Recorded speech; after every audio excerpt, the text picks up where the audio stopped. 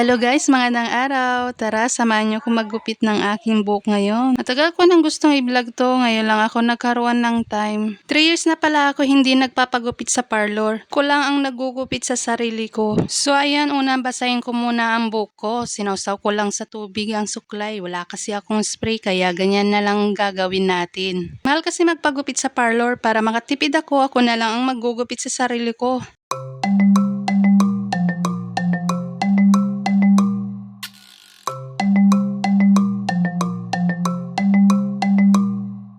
At ayan nga, matapos kong binasa ang buhok ko, sunod kong gagawin ay hahatiin ko muna tong buhok ko at tataliin.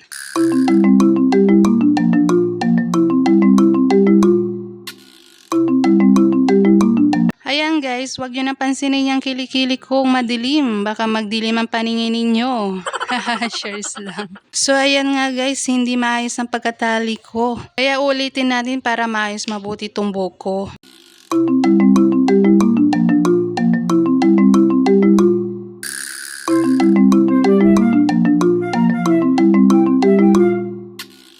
Ayan, tapos na. Tara, simulan na natin. Ayan na. Oops, teka lang. Ayusin ko muna. Sharis lang. So, ito na yung totoo guys. Dito ko lang gugupitin sa bandang dulo dahil medyo dry na ang ating buhok.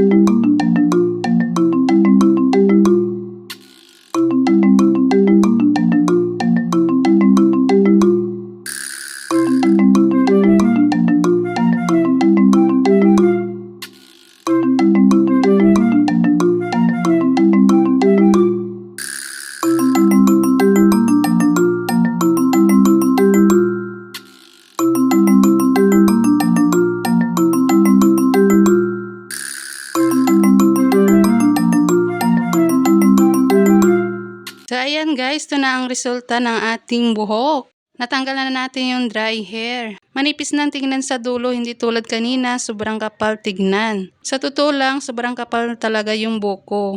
So ito yung buhok ko kanina at ito na yung ngayon. So yan lang guys, sana nagustuhan niyo ang aking video ngayon. Thank you for watching, bye bye!